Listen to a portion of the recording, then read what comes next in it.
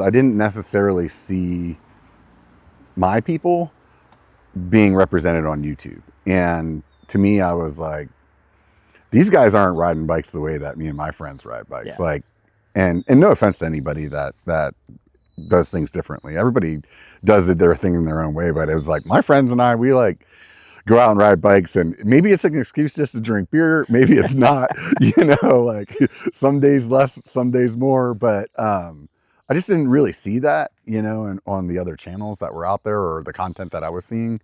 So that's why I wanted to show that. And then I think that grounded approach of it only takes a bike is, something that worked out well with the B1 part. And, also just like it means, it truly means that to me.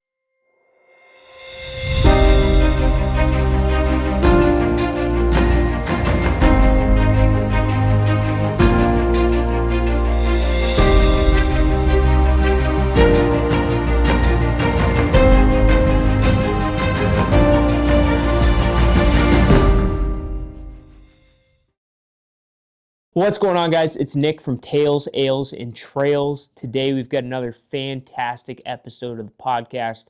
We're talking to Robert Schumacher, also known as Biker B1.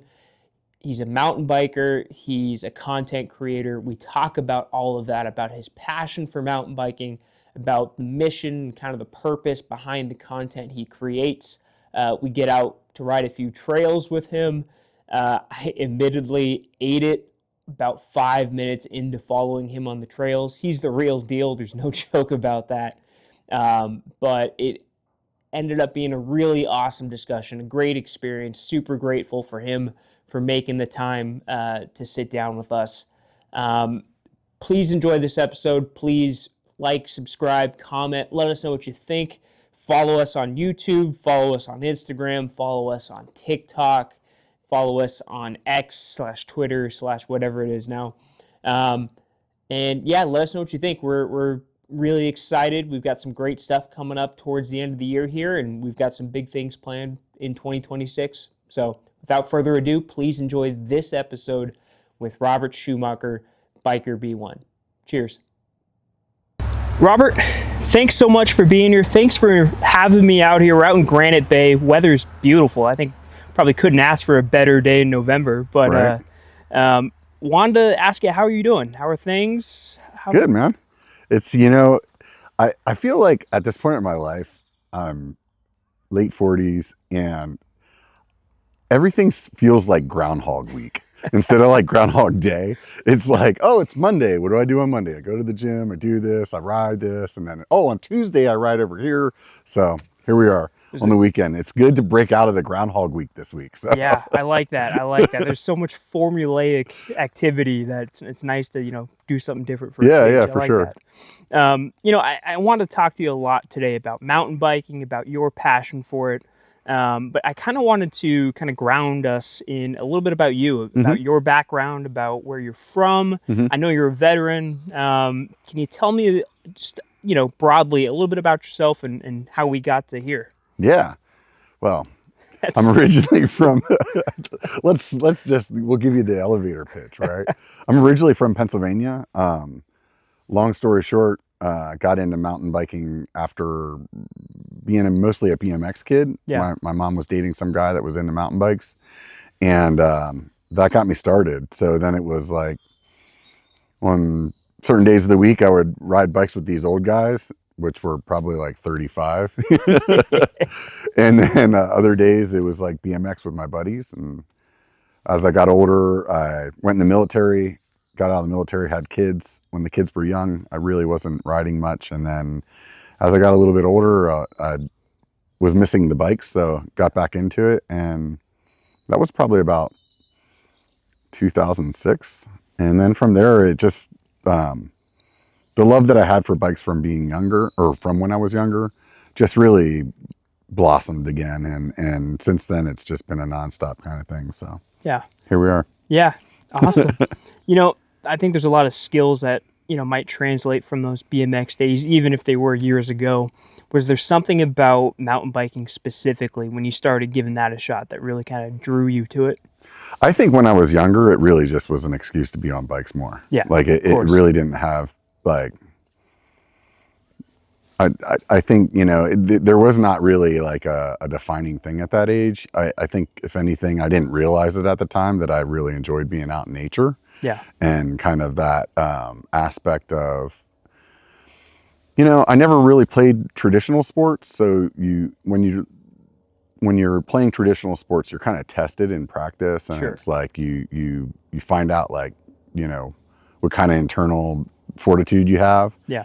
And I think maybe mountain biking was the first time that really, like, I learned that, like, oh wow, I can actually do this huge climb and get to the top, and maybe that like reward part of it was fun. And then of course the you know, the downhill stuff's always exciting, but I would assume that was part of it. Then when I got older, it was really like very clear that I just really enjoy being out in nature and kind of getting that, like, that sunlight time. And I'm like an ADHD kind of guy, and I'm always wanting to do something. So it's nice to, when I'm riding it, there's so many things that you have to think about that you don't think about anything else. Yeah. So I really enjoy that aspect of it. Yeah, I mean, same boat. I mean, being able to, you know, when there's so many things going on in your day-to-day life, being able to go out, hit a trail, and only have to worry about the rock section in front of you, like Yeah. there's something freeing about that. Yeah, 100%.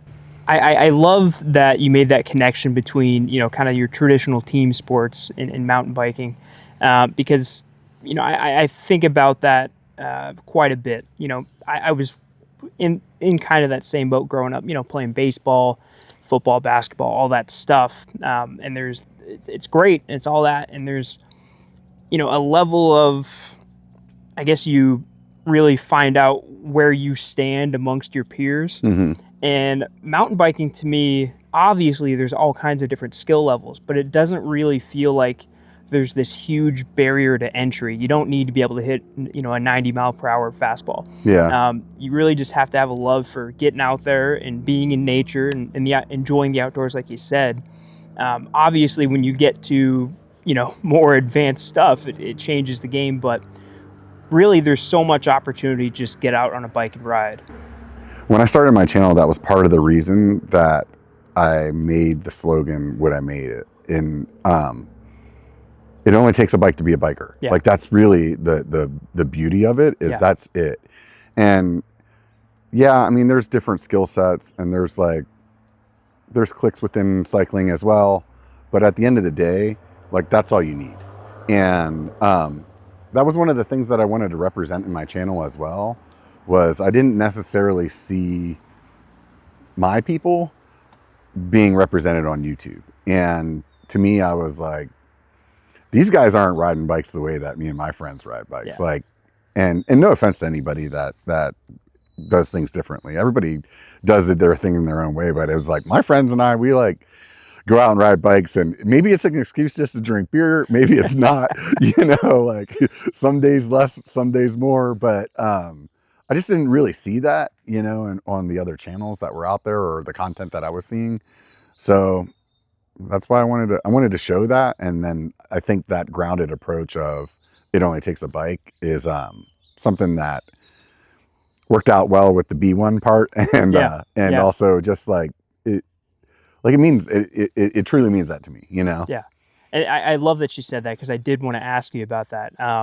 You know, it could be seen as just a slogan that someone adds to the end of their YouTube videos. But for you, it really, you know, watching your stuff and seeing what you're all about, it really feels like that means something very significant to you. And you truly believe that all it really takes is a bike to be a biker. Yeah. And I subscribe to that as well. I mean, you know, it doesn't matter, you know, what kind of skill level you're at. There's always something for you on two wheels.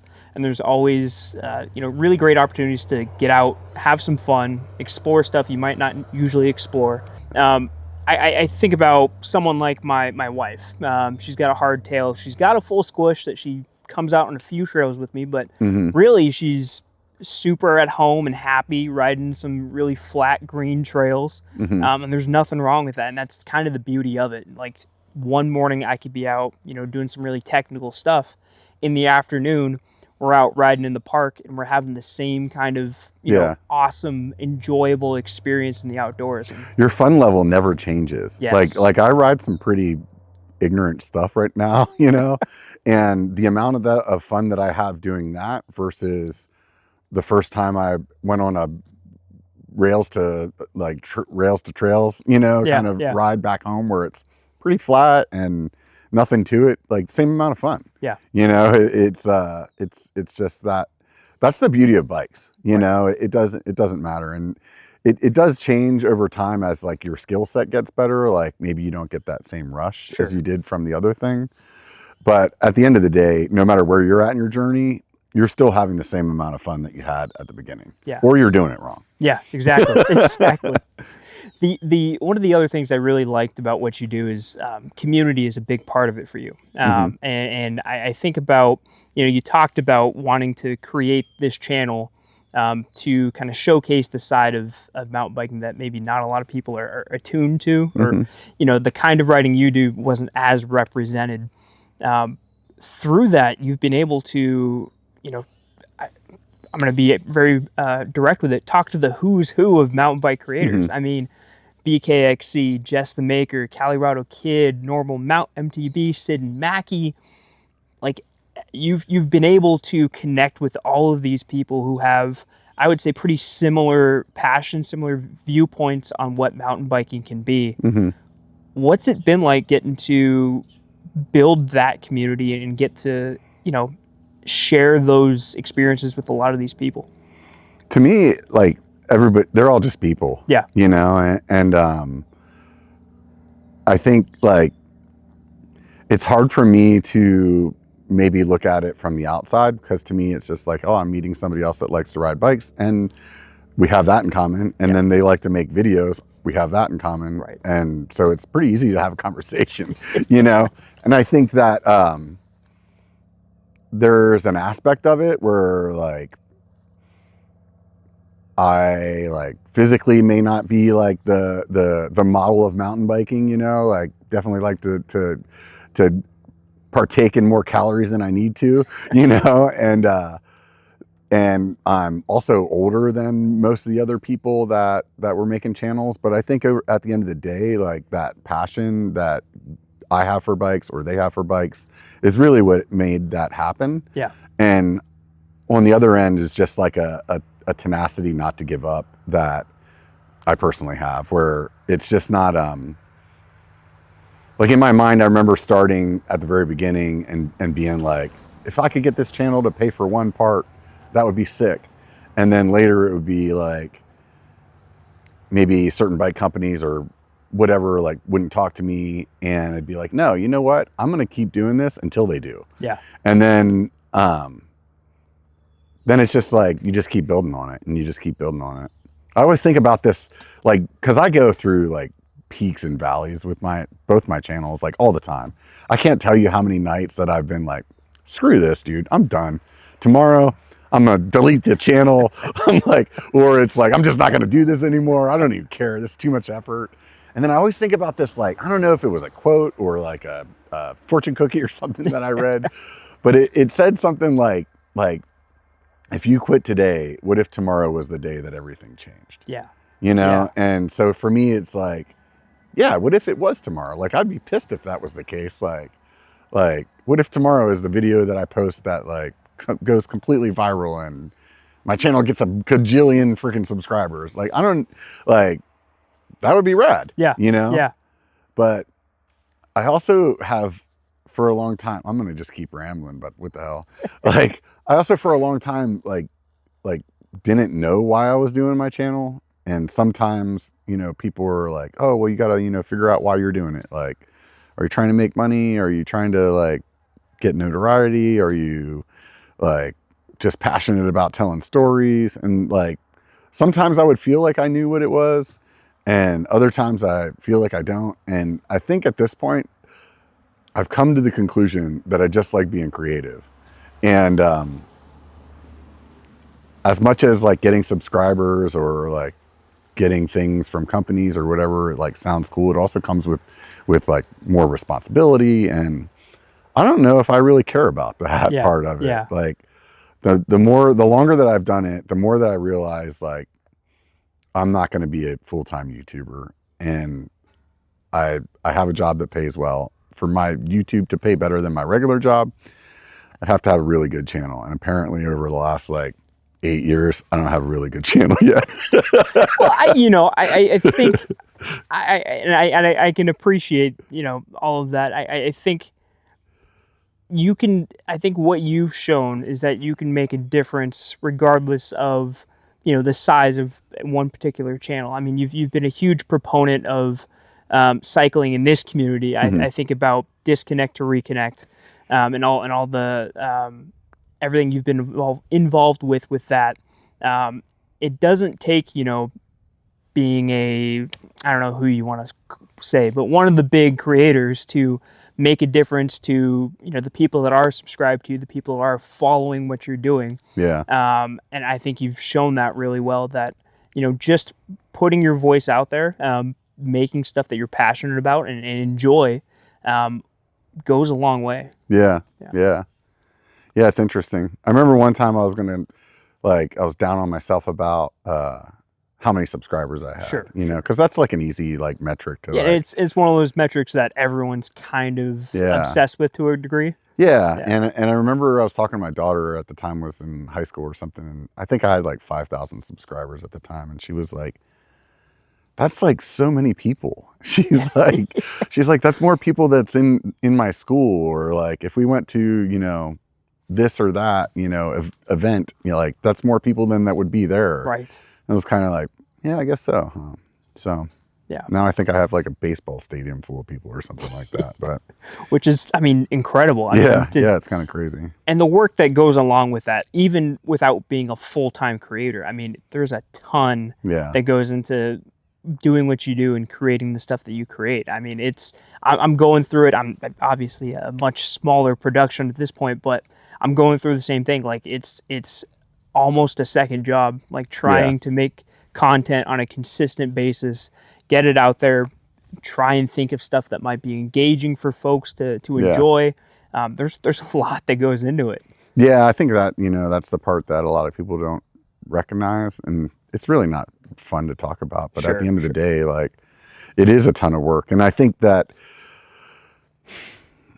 fortunately it's less work when you get started because you don't know. Right. So like when I first started, the way that my edits went were fairly simple. It was like go out and go for a ride and then come home and cut out like the boring parts and then keep in the parts that were funny, or I said something ignorant, and then like you're done with the edit on almost the same amount of time that it took you to ride, and then whatever, make a thumbnail, and then just put it online and you'd be good to go. And it's like now it's like little animations of texts and B-roll from here, or I want a different shot angle of this or that, and it just turns into this like this beast that is so far from what you started. But every time you do something, like you learn a little bit more and you just feel like a little bit more satisfied with what you've created, so that part's fun. Yeah, I think the catch-22 of it all is every time you invest the time to figure out something that might make the video a little bit better, you can't go back. It's like, all right, I've done that. I'm going to have to do that for every video and continue to try and make this thing better, which adds to the time and adds to the work and all of that. Yeah, totally. It's a fun chaos, I guess you could say. Right. Catch-22 is a good way to say it. Yeah. I want to ask you about, some of the places that you've been able to ride. Because you really have gotten to experience a lot.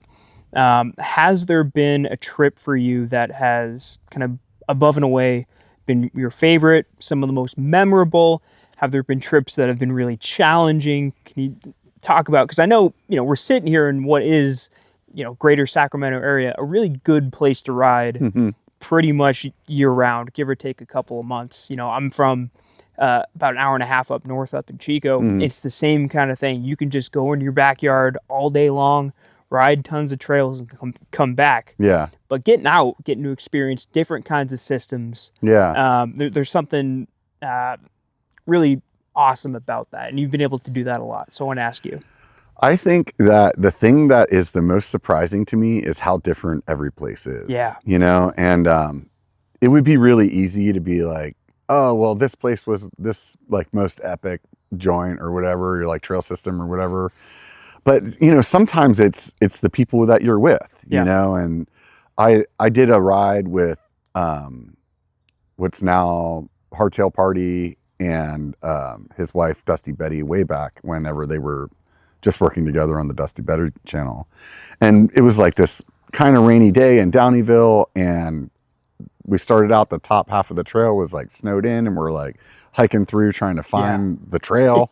And that was one of the most epic days. And yeah, granted, Downeyville is a pretty awesome, special place to ride in the first place, but it was so fun. Yeah. And I at this point, I can't even really tell you anything about the trail wise, like why it was fun. I think it was just the group of people that we had, and it was a really good time. Yeah. Whereas on the other end, you know, going to British Columbia for the first time, I really realized how freaking amazing the trail builders are there, and the dirt's like so good. It was like, wow, this is crazy. Like, I understand why it gets all the hype that it gets. But somewhere like Sedona, yeah, totally like completely freaking different, you know? And I always joke around about Arizona is like you're always climbing down. Yeah. You know, like they'll be like, let's go do this downhill. And you're like 10 seconds later, you're like, oh, why am I climbing again? but it's just, it's just totally different, you know? And riding back east, like where I grew up, the moss on the rocks and the way that the trails are just totally different. Bentonville, like same kind of idea. But I mean, you can even find that in your own area. Like if you, like here in Northern California, riding in Tahoe compared to riding in Auburn or compared to riding in here, they're all totally different. Or then go to Santa Cruz, totally different. Then go to Annandale, totally different. And it's so you don't have to go far for that. Right. And I think that was one of the gifts that I got from the biker channel that I didn't expect to get. And it was when I first started the channel, I was doing more like just trail videos, sort of like B1KER does. And what it did was it made me, instead of going to the same like 5 places on rotation, it made me like, oh, I have to go somewhere new. I have to go somewhere new. And I would at that time in my life, like I would ride those same, like, let's just say it was Auburn, Rockville, you know, Salmon Falls, and maybe Tahoe once a year or Downeyville once a year.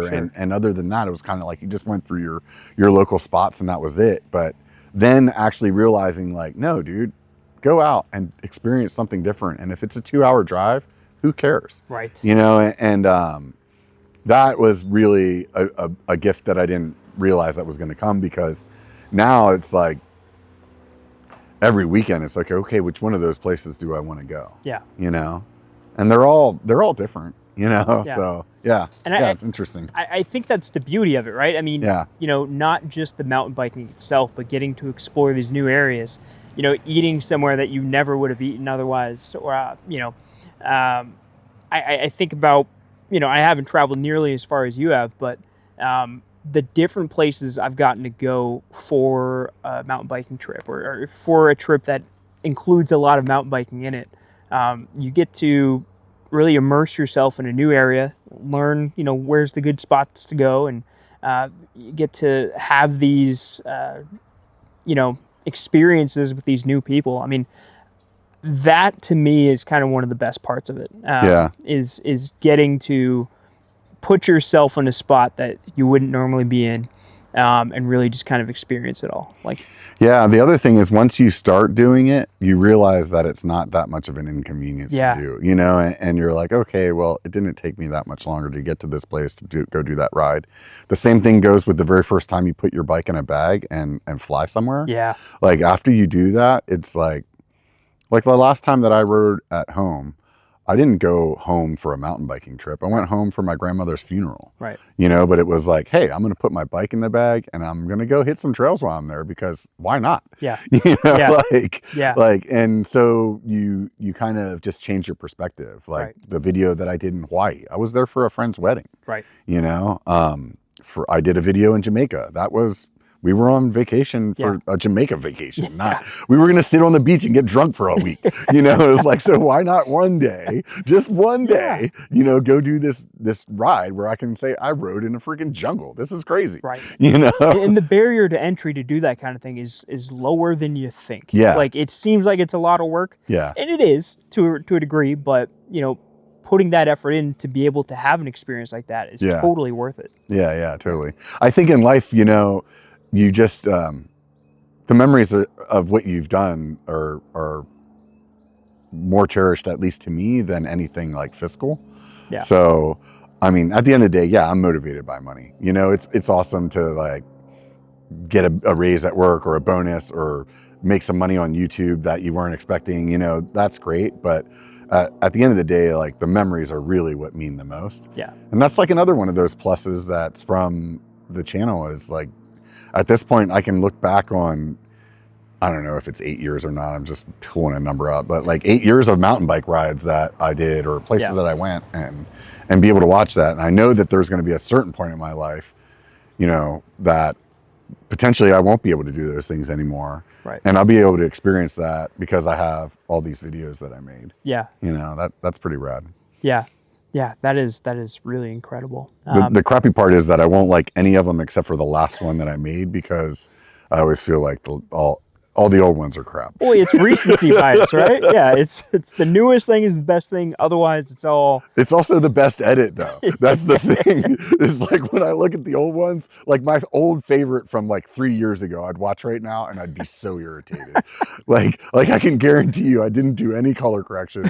I can guarantee you, like there's like places where I cut where I shouldn't have, or like all these things that now I watch it, and that's what I watch it thinking instead of actually like, man, that was fun. Right. That's why some actors can't watch their own movies, right? Because they can't stop being critical of oh, this could have been better, that could have been better. Yeah, it's funny. Man, and you said something at the beginning or a few minutes ago that I thought was really impactful, which is, you know, it was less about the trails, less about the riding in some of these instances. It was more about the people that you were with. Yeah. And I've been thinking about that a lot. I just was actually in Michigan interviewing Founders Brewing, the head brewmaster from Founders. And he, and two different genres, but he says something that I think really resonates. He goes, we make great beer. Like that's at the end of the day, that's what we're here to do.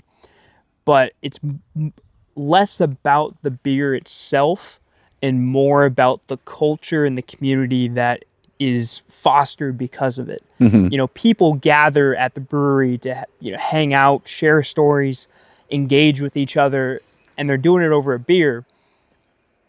But the community aspect of it is the most important part. And I think a lot of mountain biking has a lot to do with that too. I mean, solo rides are great. Yeah. But getting together with people who have the same passion you do, getting to, you know, go through something together and then, you know, have a drink and talk about it afterwards. Like there's something, it's hard to describe to someone who hasn't done it, but there's something really, really special about being able to share that kind of experience. I can relate. I used to do this thing called biker camp. Yeah. And I think it was like the second year that I did it. And I don't know, there was like 50 or 60 people there. And I just remember having this feeling of like, it was really just my idea of inviting everybody to this thing I used to do on my own anyway. Right. And like, I remember just standing there and looking at these 60 people just laughing and talking and like having a good time. Yeah. And it just was really fulfilling. Like, wow, like it was just me saying like, let's do this. And yeah, there was some work involved to make it happen, but like, it was really like, man, it like actually like kind of teared me up, like took me up a little bit. Cause I was like, this is nuts. Like this is something all these people potentially could remember for the rest of their life. Yeah. You know? Yeah. And it's like, wow, that's fulfilling. that's really fulfilling. Yeah. You know? Yeah. That is, more than YouTube views, more than Yeah. whatever. That's Yeah. meaningful. Yeah. Yeah, that's super rad. Yeah. I should do those again. There we go.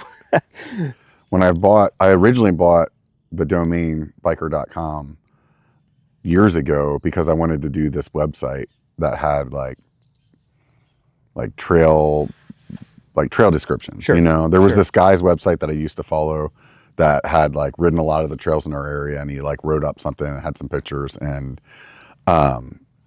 he decided he wasn't going to do it anymore. And because of that, I was like, man, I saw the opportunity. I was like, and I saw a way that like, I think I could do this a little better, like add more pictures. And so when I started building the site, right around then, the GoPros started getting a little bit more like popular. Yeah. And this is like before like BKXE and like gimbals and all that. Sure. All that stuff. Yeah. And so I bought this GoPro and I went out and I started filming because I was like, oh, that'd be cool if I could like have a video of the trail. Yeah. And like put that with the story, Right. And in my mind, the video was still like it was like a second tier aspect of it. But then I like recorded all this video, and like to learn how to edit it, it just became like, it stopped me because I wanted the video to look like a TV show that I could watch. Yeah. Yeah. But I didn't have the skills to do that. Right. And so because of that, I just kept filming and not editing. Yeah. Because it was so overwhelming to like try to do it. Yeah. And it was actually watching like BKXE stuff, and I think it was Jordan Boostmaster, one of his videos where he's like, the best way to start making YouTube content is just to start. Just to do it. Yeah. Yeah. And right around that time, I took all the footage that I had and I just deleted it. Wow. Yeah. Cause I was like, it's just like in the ADHD, like OCD part of me is like, no, dude, you need to go back and like edit all that footage that you had. So to get started, I needed to get like rid of that. Right. And so I did. And then like, that's whenever I got whatever the newest GoPro was at the time. And I sat in my garage that was like right after Christmas. It was like in like Christmas of 2016. And I sat in my garage and I was like, I'm just going to do an intro. Yeah. And I started out like being who I thought like the world wanted to see, which was like, talk very professionally and like you're in a meeting and like this, I'm Robert, I'm going to make some content. It's still there, the channel intro. And then it wasn't until like a video or two later where I was like making this video about putting some stuff on my bike that was like, I called it Beer Your Bike. So it was like a beer bottle cap and like a beer bottle opener and stuff. And I was like drinking a beer while I was doing it. I was just being me. Yeah. And then that like video hit. And when I say hit, it was like hit for the time. Like maybe I got 150 views, right. But it was like way more than what I had before, and it just made me realize like, actually you just need to be yourself, dude. Right. And authentic. Yeah. I don't know where I was going with that, but that's the story. No, I love that. No, I mean, there's something about it, right? I mean, people don't want this really, I mean, in some situations, polished is great. Yeah. But in most situations, authentic and real takes the cake, especially with everything that's out there now. Yeah. Yeah. You can get more like exposure by being who you are instead of like trying to be polished. Exactly. Because people can see through that, man. Right. They can see right through it. Right. So it is what it is, right? Yeah. I wanted to ask you, and we mentioned this earlier in the podcast, but disconnect or reconnect. Mm-hmm. I know that's something that's really important to you. Mm-hmm. You're incredibly involved with it. I want to kind of give you the floor to explain a little bit more about it, because I know generally what it is. Yeah. But and from what I know, it's really an awesome nonprofit. Mm-hmm. But I wanted to see if you could tell us a little bit more about that and your involvement with it. I mean, through the time that I've been doing the channel, I've always like been an advocate for other veterans, and I've partnered up with different things throughout throughout time, and one of the groups that I was working with, my friend and I were leading some rides, and this guy showed up that was just being part of that ride, and he's like, "Oh, I also have this nonprofit," and he started telling us about what he was doing. And so Disconnect to Reconnect is about getting veterans outside, and it's not just about bikes. So he does mountain biking, but they'll do like snowshoeing. They've done a surfing event. They do like fly fishing, or like just hiking, or I think they went out and did some like ATVs or something like that recently. Like they do all kinds of stuff. So it's not just biking, but the part that I help out with is the mountain biking aspect. But ultimately it's just like get people outside and get them to like, you know, experience maybe something that they didn't have the money for to try, or that they were just had an interest in. And it's like, oh, I don't have a mountain bike. I can go out to this D2R event and they'll have everything there. So like he does like a camping trip once a year for mountain biking that everything's paid for.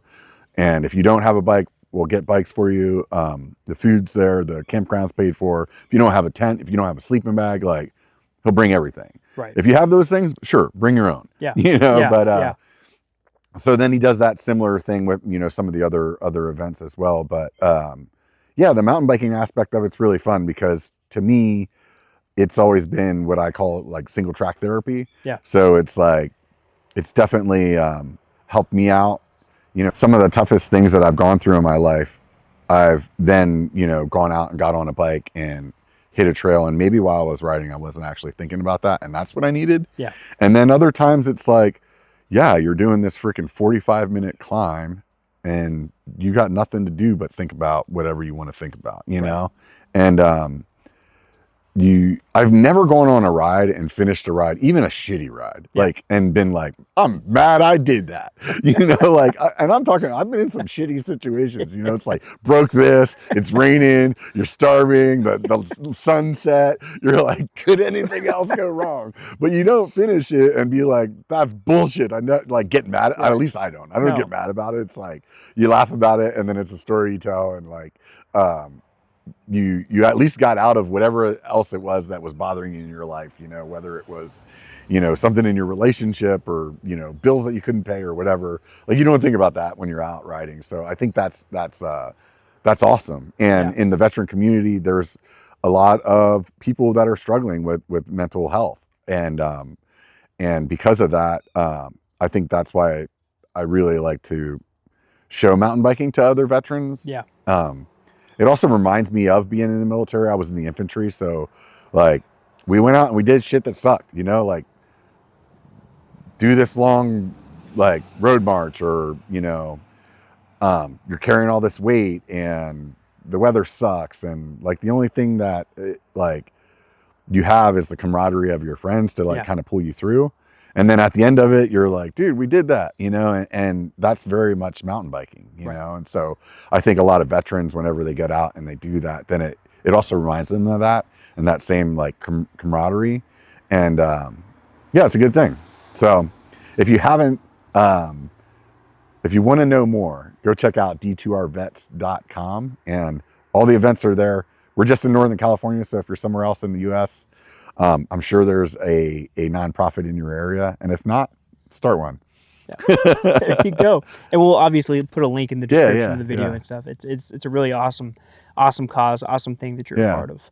We're gonna hit a few trails here in a second. I did want to take a moment to kind of put a bookend on things, and maybe talk about the journey that you've had so far in mountain biking, and kind of reflect on what it's meant to you. Not just mountain biking, the channel, the experiences, the people that you've gotten to connect with, you know, all kind of stemming from this sport. What is this Biker B1 journey been like for you? What has it meant to you? It's interesting, man. It's just to me, it's really just been me doing something that I enjoy and finding other people that enjoy it too. And I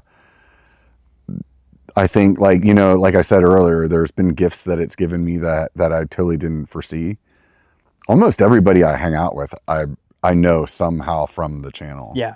I mean, I obviously have, you know, some friends from work or whatever, like historical friends that were friends before then, but most of the people that I hang out with, I know from the channel, you know, and even like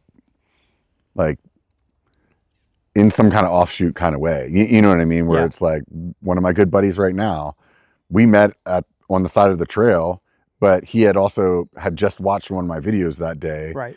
Because he was trying to like see about that trail because they were new to the area. Yeah. So it was like happenstance that we met also, but he also like watched the channel, you know, and I think the ability of it like it inspiring me to travel and just really get out and live. Not to say that I wouldn't have done that on my own, but it's definitely been something that, you know, sometimes you need an extra nudge, and it definitely helps that way. But at the end of the day, man, I'm just really stoked about all the people that I've met and all the experiences that I've had. And yeah, it's been really fun. Yeah. I wish I had something more significant to say right now. You know, you get asked a question like that, it's so broad. Yeah. And it's tough to like really put a finger on it. I know later it'll be like, man, I wish I would have said that. But realistically, like, the thing that's been the best about the channel is all the people that I've been able to like meet and like maybe inspire or like just yeah. It's crazy how many people watch this stuff and like how much of a motivation that you can be to somebody and that you have no clue that you Would are never being know. that person, you know? Like whenever I did some of my weight loss videos, like 0% of me was like trying to motivate other people to lose weight. Right. Like I was like, I'm just fat and I want to get skinnier, so I'm going to make a video about it. And then people were like, dude, I met this guy one day. He's like, man, I'm out here with my son, and he just, you know, he's a little shy to come up and say hi to you, but he watched your video and he lost like 50 pounds. Yeah. And it's like, what the fuck are you talking about? Like I didn't try to do that, you know, and it was just, you know, it's stuff like that where you're like, wow, that's crazy. Yeah, that's got to be so, like, I don't know if gratifying is the right word, but like it's got to maybe even be mind blowing to say, like, hey, I made that difference in somebody's life. Yeah. However big, however small, I made a difference. Something I did made a difference for this person. Yeah, that's something that like I think that I really enjoy about YouTube or about my channel is that that aspect of being able to influence people, not to like go buy something on Amazon, but like to maybe go outside or maybe to buy a bike or to not be intimidated by doing that huge ride in Tahoe or something like that. Because I'll tell you a story. When I set up the very first email account that I ever made in my life, like you go through like 95 ideas. Yeah. And the first email account I made, it was smear. And one of my friends was like, why did you use the word smear? And I said, because that's what I want to put in the history books. I just want to like smear the fucking ink a little bit. And I feel like with my channel, I'm smearing some ink. So that makes me stoked. I love that. I love that. That's so awesome. Robert, before I let you go here, is there anything else you wanted to add? Anything you've got coming up that you want to, you know, talk about, highlight? Anything that we haven't touched on yet? Do you think you might want to? Yeah, I mean, we talked about that disconnect to reconnect. We've been doing a fundraiser over there to try to be able to raise enough money to buy a fleet of e-bikes. Right. So if anybody wants to donate to that, that would be amazing. Honestly, anything helps. If it's $5, if it's like cancel your Hulu and do $15 a month, you could do that too. If you got a job that like does a donation to nonprofits annually and all you got to do is submit something, do that as well. You can just check that out over at d2rvets.com. And other than that, just remember one thing. It only takes a bike to be a biker. Get out and be one. That's perfect. I love it. Right on. Robert, thanks so much for being here. I mean, I feel like we can end it right there. That's the perfect way to end this. But I just wanted to say I really do appreciate it. I cold emailed you. Yeah. Off camera, I kind of told you, like, you know, you've been someone that I've followed for a long time because, I kind of love what you do in terms of, and we've already talked about it, but making content that feels accessible for people to say, I can go out, I can do that, I can have a good time. And I think that's really, it shouldn't be lost on all the multitudes of content that's created for mountain biking. And I just want to say thank you. This was awesome. This was a Right on. fantastic discussion. And Sweet. yeah, let's go hit some trails. Let's do it, man.